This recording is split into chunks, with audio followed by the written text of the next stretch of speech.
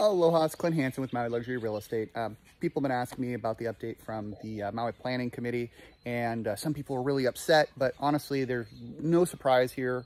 The Planning Commission did partially push through the Minatoya Ban, but you have to realize that the Planning Committee serves at the leisure of the mayor. I mean, they're appointed to hear and put input to the proposal, but for the most part, they're there to push the mayor's agenda. So the fact that they put this through to the next step of the process is not a particularly big surprise. You know, there were some amendments made to it or suggestions, and then it's got to go through a process between county council and corporation council on the modification. So we're going to see how and if the bill transforms at all. And some of the things that I was really glad to hear is they're like, oh, if there's a hotel portion of it, it should not be one of these properties that are not able to vacation rent. So what that means is a big mystery, but you know, for a particular complex like Papaa, and again, I'm not an attorney, you should definitely talk to your attorneys, but to me, it seems like when the bill gets modified that they'll probably have an exemption for a place like Papaa. And, you know, Papaa has gotten some heat because they were not allowed to rent to FEMA people because of the special assessments that they're getting in there. So that's something to take into consideration. And while it is A1, there is a small portion because the whole complex was incorporated and designed to be built as a vacation rentable. And there was no difference between, you know, hotel zoning and apartment zoning at the time. So anyway, my showing's here. I'll finish this video up in a bit. There you go. Just finished up that showing. So one of the things I wanted to kind of go into a little bit more was about this Menatoya. And the thing that I find frustrating is you can just apply the Menatoya law. You don't need to be removing it because Poyani is like a prime example. It had been vacation rentable for a very long time beforehand. And they applied the Menatoya law, it didn't match it, so they took it off and it's not vacation rentable. If that's the plan, that's something that you can still do without causing so much division. And I think that's the thing that's really frustrating because we're all on the same side. We need to create more affordable housing. And I really actually think that Lahaina Strong's, you know, dogged determination is exactly what we need. The problem is they've been, you know, basically weaponized by the hotel industry to attack actual people. I mean, this is one of the only options to be a part and a chunk of ownership in the tourism industry. There's very few options for individual people to actually own it. And, you know, right now, it used to be about 70% in opposition to this ban. I think after yesterday's testimony, it might be like 65. I haven't seen the numbers yet. So most people are in opposition, but nonetheless, we're all in agreement that we want affordable housing. So, I mean, if there's certain properties that are supposed to be residential, you can just apply the Menatoya like they did at Poyani. And if you want to create more housing, I mean, these vacation rentals are the actual tool to make affordable housing. And in fact, with the $200+ million in taxes that it generates, let's just say you take $100 million of that or $119 million of that, that's over $1 billion that you could set aside to create housing. I mean, you could get a chunk of ag land now that the county has the ability to do that, and they could change the zoning so that we have an area specific to local people. And now they have the tools to do that. The funny thing is they got the tools, and instead of using the, you know, financial incentives that we have available to us, they want to dismantle the functioning chunk of our economy. Now, I'm all for diversifying the economy. And in fact, I've been working really diligently on it. And it's completely evaporated because we went from 47th to 50th in terms of business friendliness in the United States. So it's very, very difficult, very, very difficult. So, and they're seeing this, and the people that I had that were investing into diversifying the economy basically are absolutely terrified because they think that if they create a new industry here, that eventually they'll be seen as the enemy, even though they're just trying to participate in the economy. So we've, again, dropped down dramatically as a result of kind of this infighting. And I think it's just the general politicking. You know, people get a group and they tell them stuff that's not necessarily true. And that way we're divided. So we can't actually solve the problem because you have Maui's people fighting against each other. But if we were to come together and be on the same side about how to solve this, it would get done. I mean, we'd have the 15,000 homes that we need, and they could be affordable in perpetuity. I mean, not that I think that all 15,000 should be affordable in perpetuity. I think it's definitely should be a large chunk of what gets built. And I think that now that we have the ability to do it as a county, this is a perfect time, but we need to cross the aisle and work with each other. So anyway, sorry about that. Had 2 more showings, office meeting, and then also I was sitting in on the Housing and Land Use Committee meeting, which they actually were discussing exactly what we're talking about now. Additions potentially to change the Minatoya ban in a way that wouldn't affect anything that has hotel, as I already mentioned. And one of the suggestions was also anything that's a timeshare, which isn't on the Menatoya list anyway.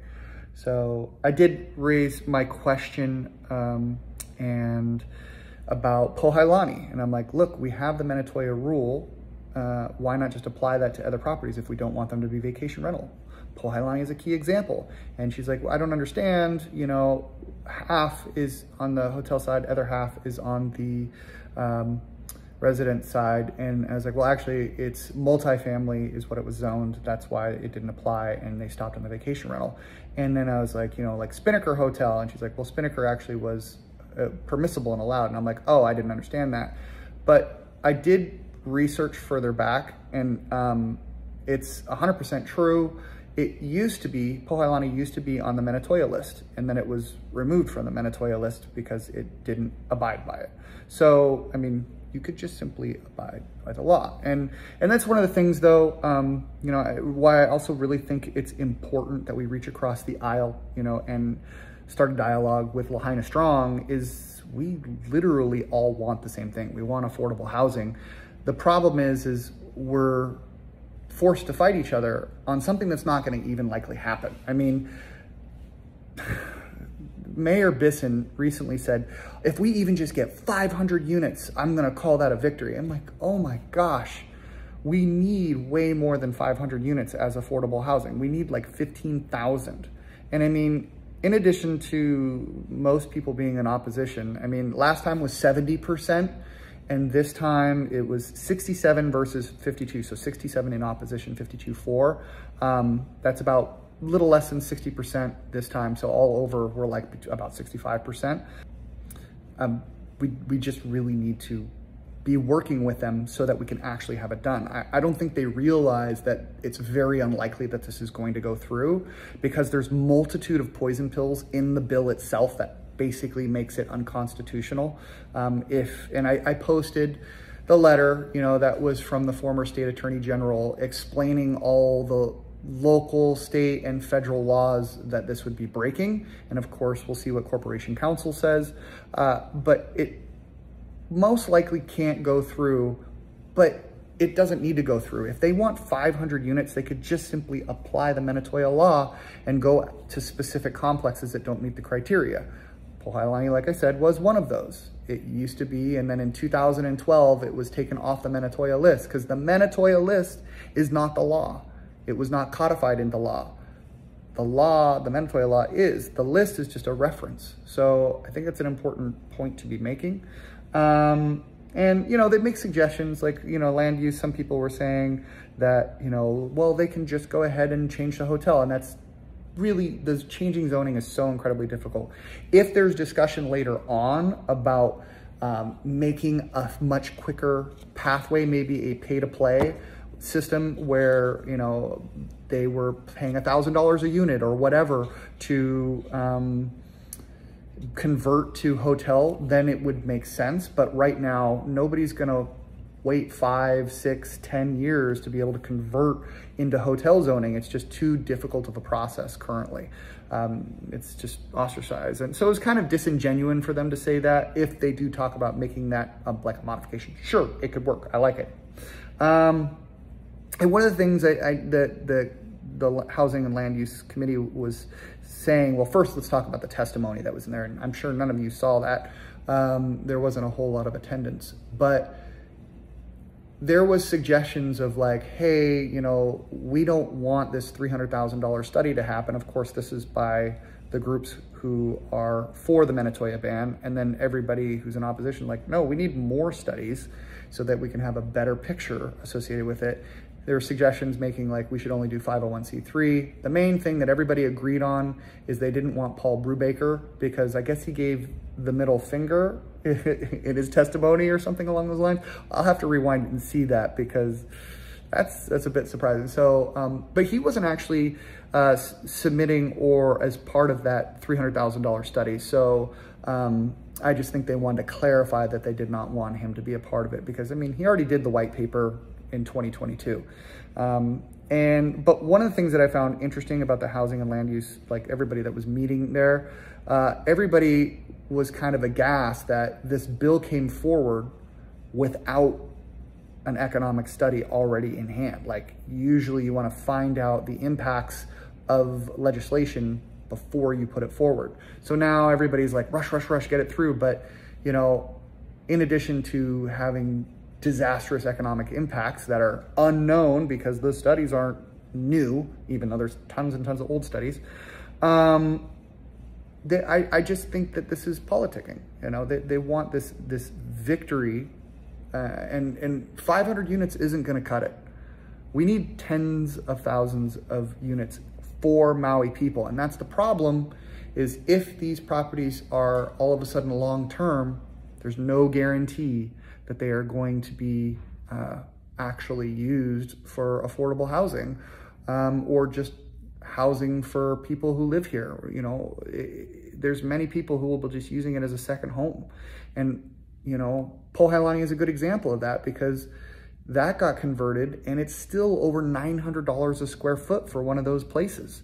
So I think that if we want to all have the same change, we need to be on the same page. So this is my olive branch. Hopefully it gets heard, because it's pretty unlikely that this will pass, but they are doing their best to hammer some version of it through.